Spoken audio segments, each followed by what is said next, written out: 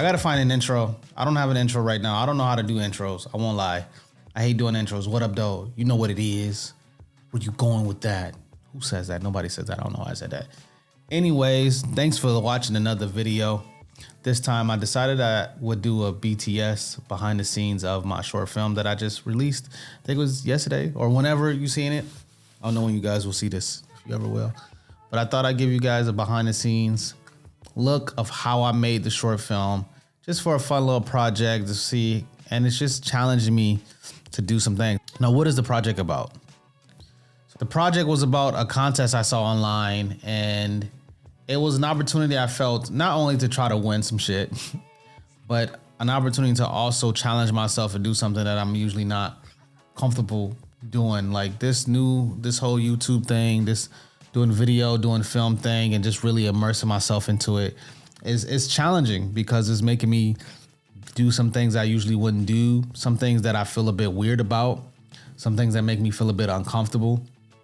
So yeah, one of the reasons, the main reason I did this project was to challenge myself, challenge my ability. I've never really shot anything on my phone. So I was like, yeah, this is an opportunity to shoot something on my phone. So I did that. So I did it completely. The film was completely shot on my iPhone, which was challenging in different areas. But anyways, we'll talk about it. Now, the film was only 90 seconds, so before you watch this behind the scenes, you need to go back and watch 90 seconds of greatness. I think it's great. I actually like it, surprisingly. I'm very hard on myself on some of the projects that I do. I always want the best, and if I'm working with you on your project, you know, things like that, when I get the chance to produce other stuff, I always want to do my best because I want you to have your best, you know what I'm saying? Because I believe in the vision. So this was just something that I just thought, why not, you know? But listen, I'm going to take you all through every phase of me making this film as if it was a full feature film, but it's just a short 90-second film. And this project is close to me. So what was the prompt? The theme of this whole short film was talk about your hometown or why you left. Now, obviously, I'm from 313. Detroit, if you don't know, Detroit Lions, let's go. But I reside in Toronto now, and it's an interesting change of pace from what my life was like in Detroit. And I do enjoy it here for the most part. But I just didn't know where to go with that. Initially, I was like, you know, I'm going to do like documentary style, skyline in Detroit, you know, slow it down a little bit. And then let's talk about the food, you know, Detroit style pizza and stuff like that. And then I was like, I'm not a documentary type person. Even though this has slightly been documented, but I'm just not a documentary type person, right? So I was like, I'm a narrative person. I write fiction to the degree. Even though a lot of the things that I write are inspired by things that actually happened to me or things that I've seen in my everyday life or just, you know, just stuff, you know, everything inspires me. People inspires me. Well, not everything inspires me, but a lot of things do inspire me. So I went and I did that. I sat at my computer and I did that. I just stared at the computer. And just kept staring at the computer. Didn't know what to write. And was just sitting there like, all right, I don't have an idea. So I got tired, man. It was getting late and I just went to bed. And as I was attempting to sleep, as it naturally occurs, an idea came to me. I popped out of the bed and I said, I got it. No, bro, you're supposed to say the same thing at the same time as me. All right, let's try again. Eureka. Yo, never mind. I went to bed. The next day I wrote the script. To write it, I used a software called Celtics. It's a software I've been using for like, I don't know, over 10 years plus. Since I wanted to do film, I had this software. This changed a lot. But I wrote everything down And now that everything is written, we go into pre-production basic, baby. Now, one of the processes I have when I do a short film or any film really is I break down the script. And breaking down the script, it shows you all the elements you need for different scenes, right? So what are the props I need? What type of music is going to be playing?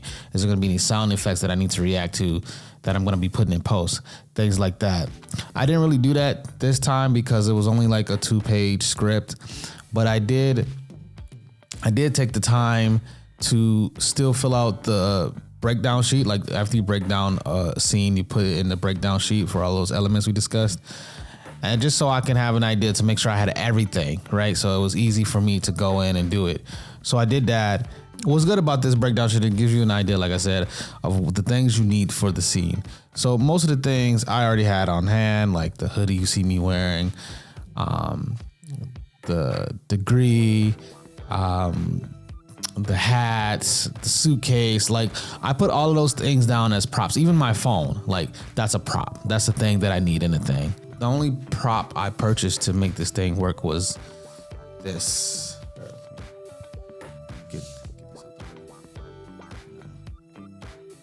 And as you can see, even right now, it's super reflective. So one of the problems I had while filming was that I had to take the little plastic part that was part of out because it was being too reflective. You could see me, you could see the reflection, what I was filming in there, and I was like, yo, this ain't gonna work. I don't like this. It's gotta be real. The film was shot entirely on my iPhone. Now, I know you guys are like, well, if it's shot on your iPhone, what phone is this that you answer the phone on? Now, I happen to have this old iPhone. I don't even know which phone this was. It must be like a 2017. Maybe it's a 6. I think it might be a 6 or a 7. I don't even know. That's how old this phone is. But it's even like cracked. I don't even know how that happened. I had it laying around and I knew in the scene I was going to be answering the phone call because I wrote this whole phone conversation happening. And this is the phone I used. I was worried about the audio, but like I just used the audio from... No, I recorded over audio. Sorry, I recorded over audio like right now, like I'm doing right now. The other thing I did before filming this was that I made a shot list. I usually do that for bigger projects as well. And the shot list just helps me know what are the shots I'm looking for, how do I want it, and things like that. Now, this shot list is a template I got from Studio Binder. That's a good site for, I think, a lot of templates for beginning filmmakers. And usually if I'm working with a crew, like a cinematographer and things like that, I would try to put more details into this because I'm probably using like an actual film camera with different lenses and things. But since it was just me and I understood what I meant by certain things, I just wrote little notes to make sure that I knew exactly what I was looking for. And it was helpful. It helped me be able to make sure that I had every shot that I was looking to get that I had visualized in my mind. So the shot with like the mirror, like I had that in my mind. I was like, let me write that down. And it took me some time to like find a right angle for that, things like that. I even wrote, I think, in the shot list for the kind of the zoom out, that how I wanted to film that. And, just that was a post thing. It took me like a day to film this whole thing. Not even, like maybe a few hours. Now the mirror shot, that took me a few tries to find the right angle to get it. And I was like, where I want it, is it tall enough? Do I want my full body? To me, that's like, that's the full shot. That's like kind of an established shot. It's like you see that I'm like packing and stuff and getting ready to leave. And I also set it up in the background where you can kind of see the reflection of the Detroit poster and also the like my degree in a Detroit Lions hat. And I decided to do the end of the camera shot in the full frame again, so you can see that like, oh, those things are no longer there because I've taken them with me. But once I got all of that together, I took it and I moved it all to my computer to start editing.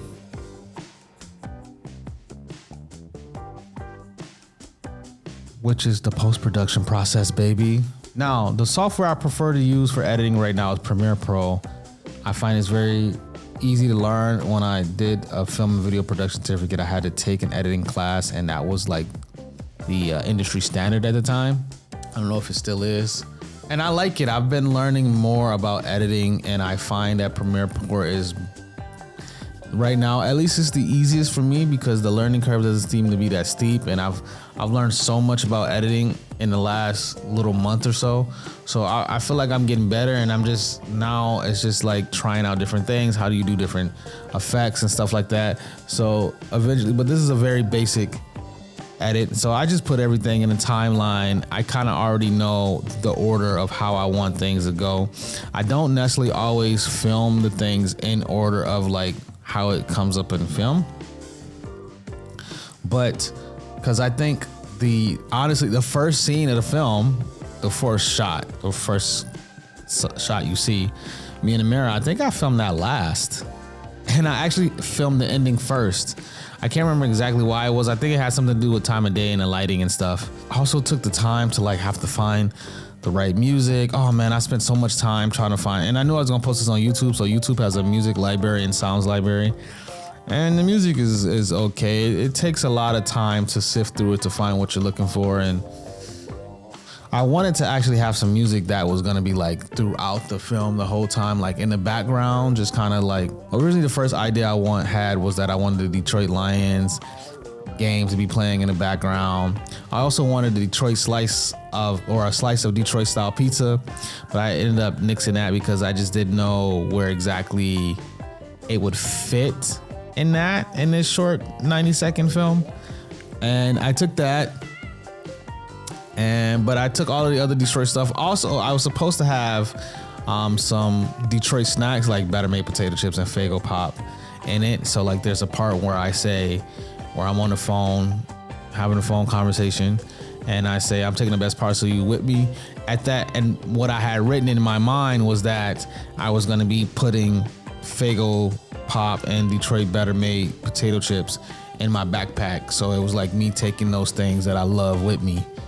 But there was a hiccup with them getting to me, and I just unfortunately never got them. So I couldn't put them in the film.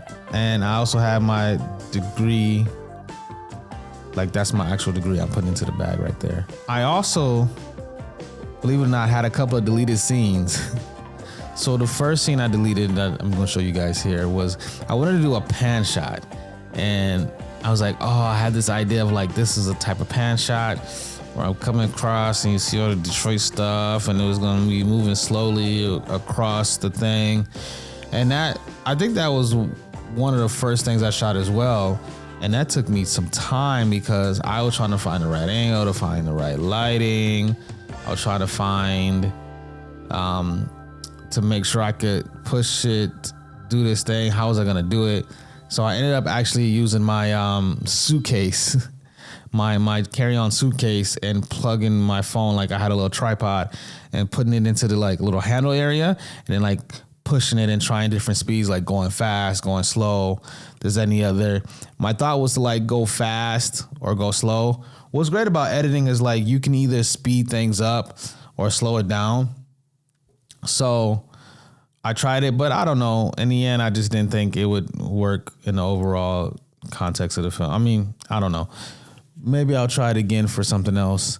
And then the other shot was, I had a still shot of me just grabbing my diploma holder, and then it would cut to like me putting it in my backpack. The phone call that's happening is between me and a friend of mine.